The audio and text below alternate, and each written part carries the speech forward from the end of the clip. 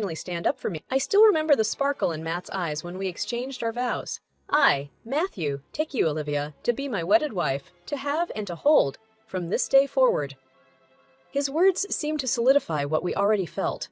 A lifetime commitment built on deep love and endless laughter. We danced, we sang, and above all, we cherished the profound connection we felt with each other. Olivia, we're going to make the best team, he whispered in my ear during our first dance as a married couple.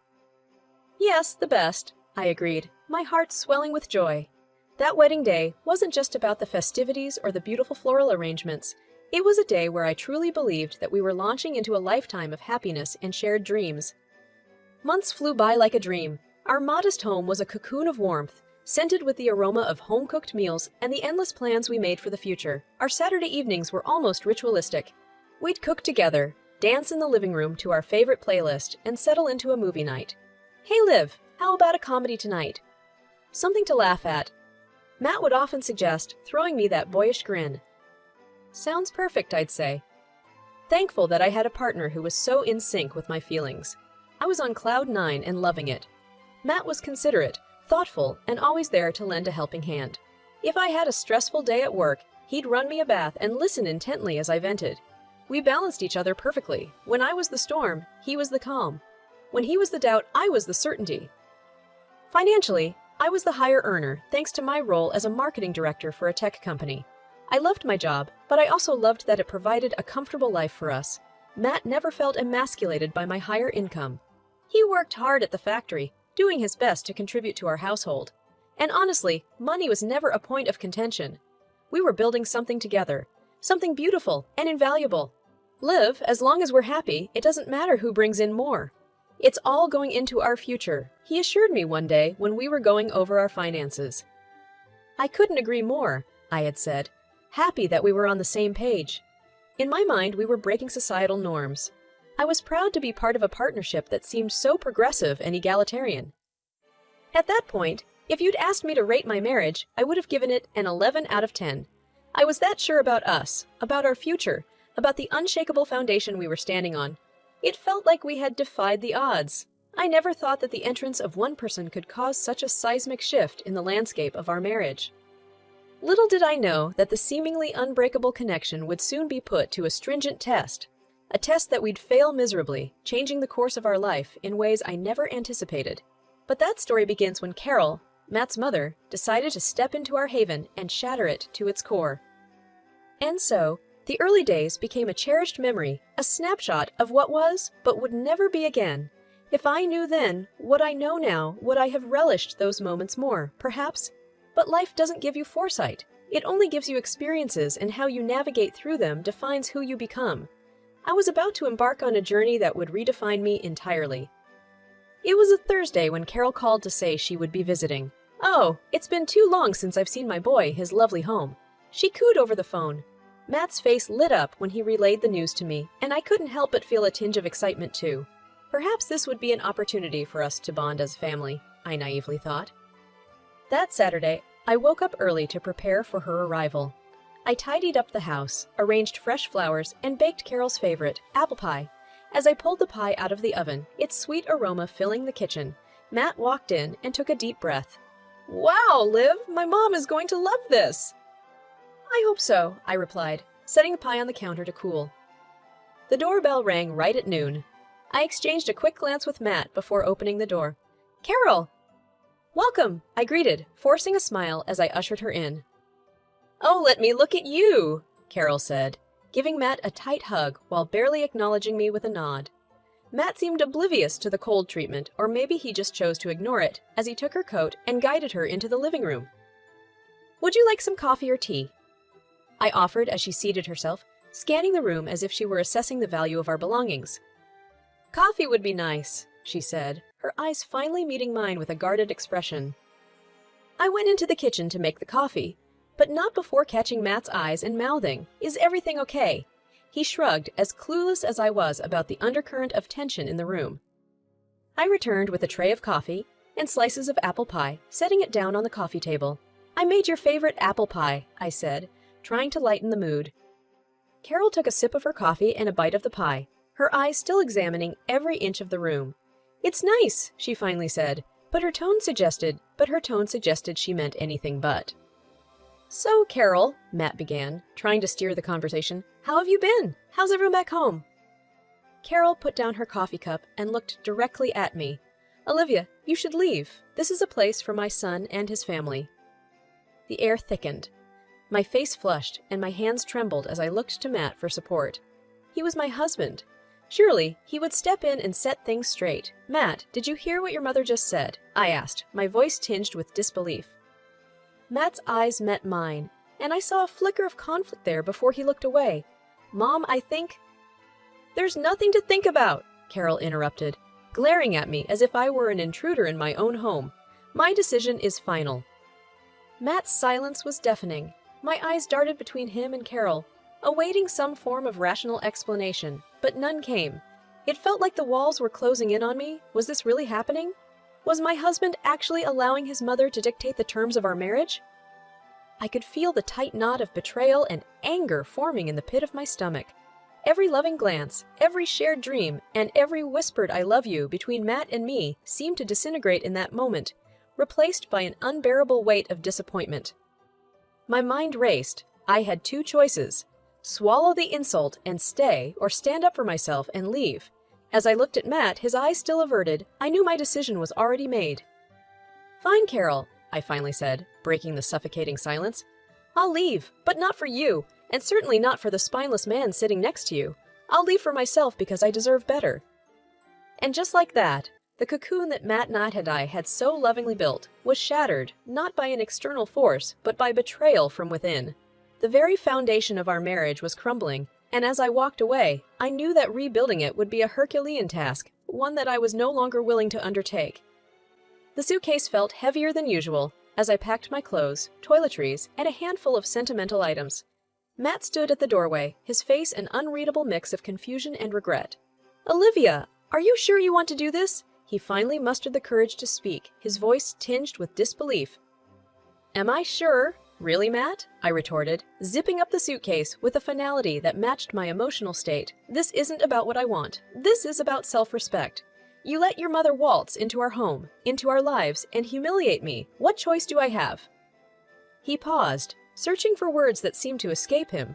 "I didn't think she'd go this far. I thought—" "You thought what?" "That she'd miraculously change. That years of her controlling behavior would suddenly evaporate because you got married." I cut him off, unable to contain the bitterness that had taken root in me. "Olivia, I love you, but she's my mom. I can't just cut her off," he pleaded, his eyes finally meeting mine. "That's the problem, Matt. You love me, but it's not enough to stand up for me, for us. Your inability to set boundaries with your mother has led us to this breaking point," I said, hoisting the suitcase off the bed. "And now it's too late." With that, I left our home, the place that once symbolized our shared dreams and aspirations. Now, it was just a building, cold, lifeless, and devoid of the love that once filled its walls. I checked into a hotel, my thoughts spiraling as I tried to grapple with the reality that my marriage had unraveled so quickly. Tears flowed freely, not just for the love lost, but for the life that would never be. However, amid the chaos of emotions, a spark of clarity emerged. I was Olivia. I was strong, independent, and financially secure. Unlike many others facing the end of a marriage, I had the resources to rebuild my life, and that realization fueled my next steps. The very next day, I started house hunting. I wanted something grand, something that could serve as a sanctuary as well as a symbol of my independence. After several viewings, I found it, a sprawling mansion with stunning views and exquisite architecture. It was expensive, far more than our old home, but I could afford it. As I signed the closing documents, my phone buzzed with a message from Matt. "Can we talk?" it read.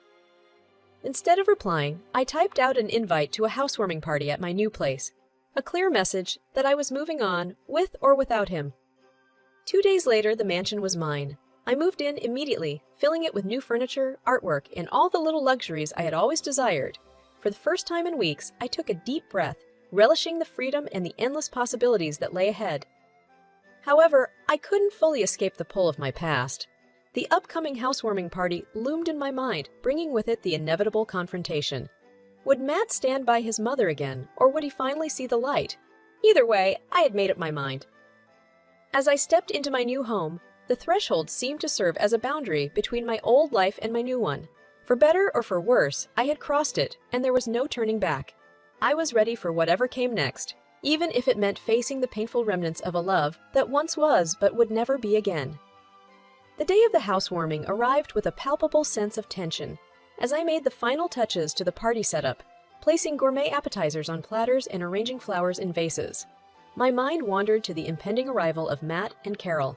What would they think of my new life, my newfound independence? And did I even care? The doorbell rang, and I took a steadying breath before opening the door. There they were, Matt and Carol, their faces a cocktail of curiosity and incredulity as they took in the opulence of my new home. Wow, Olivia, you've certainly... Welcome, come on in, I replied with a graciousness I wasn't sure I felt, but manners dictated the tone, especially on my turf. As they stepped in, their eyes widened at the grandeur that met them. High vaulted ceilings, a sweeping staircase, and a view that stretched for miles. My new home was everything the old one wasn't, and more. I had no idea you could afford this, Carol finally spoke, her voice tinged with a blend of awe and disdain. Life is full of surprises, isn't it? I quipped, leading them into the main living area where a few of my close friends had already gathered. I must say, Olivia, this place is spectacular, isn't it, Matt? Carol was trying hard to keep her composure, but I could see right through her. Yes, Mom, it's something, Matt agreed, his eyes meeting mine for the briefest of moments before looking away. As the evening progressed, the tension never quite lifted but was temporarily forgotten as guests mingled, sipped champagne, and sampled hors d'oeuvres. But then Carol, perhaps emboldened by the glass of wine she was nursing, decided to make her move. In a house like this, you must have room for family, she announced, eyeing me intently. Matt, why don't we just move in here? Olivia can have the old place. A heavy silence fell over the room, and all eyes turned to me. It was as if time had stopped, waiting for my reaction. I looked at Matt, waiting to see if he would finally stand up for me, for the sanctity of our relationship, even if it was all but over. Once again, he said nothing, and his silence spoke volumes. No, I said firmly, locking eyes with Carol. This is my home, and I decide who gets to be in it. You had your chance to be part of my life, and you ruined it. Both of you did. Carol's face reddened, a mixture of embarrassment and fury. You can't just take a house like this and keep it all to yourself. We'll see what the courts have to say about that.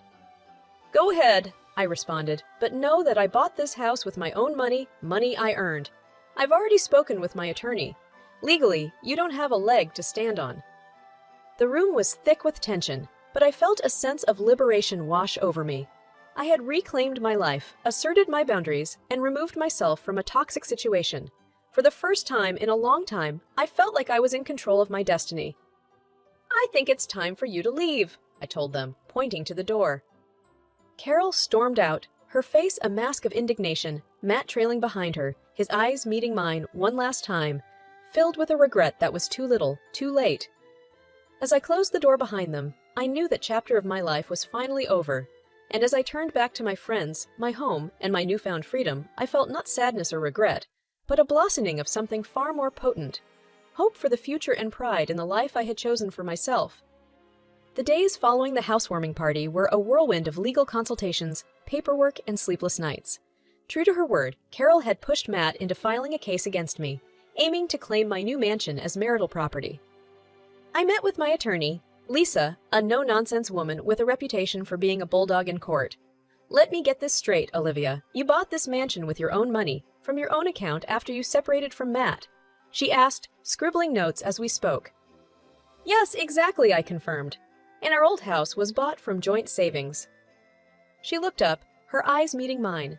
Then he doesn't have a leg to stand on. Don't worry, we'll fight this and win. A summons arrived a few days later, an official document filled with legalese, but with one clear message. Matt and his mother were coming for what was mine.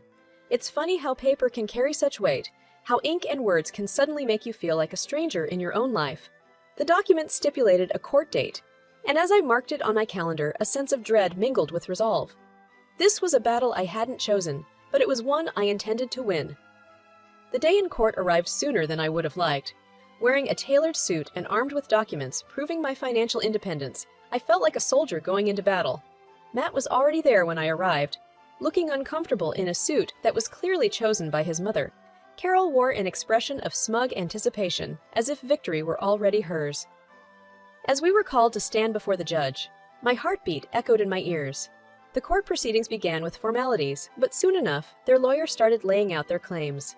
He argued that as my spouse, Matt was entitled to the mansion I had bought. It was a long shot, but they were playing dirty, twisting facts and painting me as a woman who had abandoned her loving husband.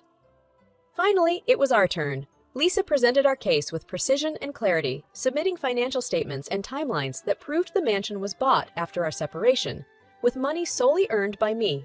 Then she did something unexpected. She called Matt to the stand. "Matt, would you say that Olivia bought the mansion using money she alone had earned?" she asked, her eyes locked onto his. He hesitated, his eyes meeting mine for a moment before he spoke. "Yes, she did." "And did you contribute financially to the purchase of this new property?"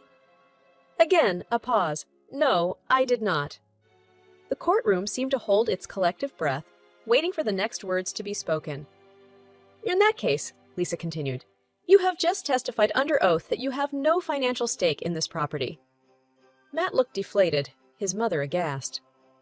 The judge, after listening to both sides, ruled in my favor. The mansion bought by Mrs. Olivia is her sole property, as it was purchased after the separation and without any financial contributions from Mr. Matt. Therefore, this court finds no reason to seize or divide said property. The gavel came down, its sound echoing the finality of the decision, of my freedom. As I left the courtroom, I glanced back to see Carol's face twisted in disbelief and fury. Matt looked broken, a man torn between the two most important women in his life and failing both. As I stepped out into the sunlight, a weight lifted off my shoulders. This battle was won, but more importantly, I had reclaimed something invaluable, my own sense of worth. No longer was I Olivia, the girl who could be pushed around and dictated to. I was a woman who stood her ground, and as I took a deep breath, I knew that this newfound strength was my first step toward a new life, one built on my own terms. Just when I thought the battle was over, a new summons arrived at my doorstep. This time, Carol and Matt were seeking a share in the old house, claiming it as a family home that should belong to them. The audacity of the claim was shocking, but not entirely surprising, given Carol's persistent nature. "I can't believe they're doing this, Lisa," I said over the phone, my voice tinged with exasperation. "Is there no end to this madness?" "We knew Carol was a bulldog, Olivia, but don't worry, we've won before, and we'll win again," Lisa assured me. The courthouse felt suffocatingly familiar as I walked in, a sense of déjà vu washing over me. Once again, I wore a tailored suit, my armor against the attacks I knew were coming. Matt and Carol were already seated when I arrived, their faces an odd mix of determination and desperation. This time, they had a new attorney, a slick, silver-haired man who oozed confidence. As proceedings began, their new attorney laid out a sob story. He depicted Matt as a devoted son and husband, forced into this battle by my cruelty and greed. He argued that the old house, being the family home, should rightfully belong to them. It was a performance worthy of an award, full of emotional pleas and theatrical pauses. For a moment, I almost believed him myself. Then it was Lisa's turn. With surgical precision, she began to dissect their arguments. "Mr. Matt, isn't it true that both you and Olivia contributed to the purchase of the old house?" "Yes, that's correct," Matt answered, looking increasingly uncomfortable. "And Mrs. Carroll, you never lived in that house, did you?" Lisa continued, turning her attention to my mother-in-law. "No, but my son—" "Answer the question, Mrs. Carroll. You never lived there, did you?" Carol was visibly irritated now. No, I did not. "Then it's hardly a family home as you claim, is it? It was a home for Olivia and Matt, purchased and maintained by both. And now that they are separated, it's only fair that assets be divided equally." The judge looked intrigued, his gaze shifting from Lisa to Carol and Matt, as if assessing the truth of the matter. Given that both parties have contributed to the old house, and that it was never a family home in the traditional sense, I failed to see the merit in Mr. Matt's claim to full ownership. Therefore, the old house should be divided or sold, and the proceeds split equally. The gavel fell, and a collective sigh filled the room. The battle was over, and the war was won. Carol looked like she had swallowed a lemon, her face puckered in defeat. Matt appeared lost, his shoulders slumped as if the weight of the world was upon him. "Is there anything else?" the judge asked, scanning the room. "No, Your Honor," Lisa replied, a small, triumphant smile on her face. As we left the courtroom, Matt approached me, his eyes filled with a sadness I hadn't seen before. "Olivia, can we talk?" "Talk?" "Now you want to talk." The irony was almost laughable. "Matt, there was a time when talking could have solved a lot of our problems, but you chose silence. It's a little late now." And with that, I walked away, my heels clicking against the marble floor, each step taking me further from a past filled with concessions and closer to a future of my own making. If nothing else, these battles had taught me the power of standing up for myself. And as I stepped out into the light of day, it was not just the sun that was shining, it was me, too. After the courtroom drama, I was eager to turn the page and start anew. For weeks, the tension of legal battles had filled the air, leaving little room for personal growth or joy. But once it was over, a sense of liberation washed over me. My life was my own again, and the horizon seemed full of endless possibilities. It was time to focus on myself. I rekindled old friendships, ones that I had put on the back burner during the tumultuous years with Matt. I also plunged into my work with renewed energy and even started to travel, something I had always wanted to do but never got around to. About 6 months later, I found myself in a cafe catching up with Sarah, a friend from college days who had been a rock throughout the entire ordeal. "So, any plans for the old house?" she asked, sipping her latte. "I've put it up for sale. The proceeds will be split equally between Matt and me, as per the court's decision," I said. "It's high time we both moved on." "And the mansion? Keeping it," she grinned. "Oh, absolutely. That place is not just a house. It's a symbol of my independence, of a life I've built on my own terms. I'm not giving it up for anything." Sarah nodded approvingly. "You've come a long way, Liv." "And I couldn't have done it without the support of friends like you," I said, raising my cup for a toast. To new beginnings, she cheered, clinking her cup against mine. A week later, I received an unexpected email from Matt. It read, "Can we meet? There's something I need to tell you." Against my better judgment, I agreed. We decided to meet at a park, a neutral territory far removed from the memories of courtrooms and familial tensions. When I saw him sitting on a bench, hunched over and seemingly lost in thought, a part of me felt a pang of sadness. This was a man I had once loved deeply, whose weaknesses had ultimately torn us apart. He looked up as I approached. "Olivia, thanks for coming." "Let's get to the point, Matt. What do you want?" "I've been doing some thinking," he began hesitantly, "and I've realized how wrong I was, how unfairly I treated you. I let my mother dictate our life, and in doing so, I lost you, and I'm sorry for that." His apology felt genuine, but it was too late for sorry.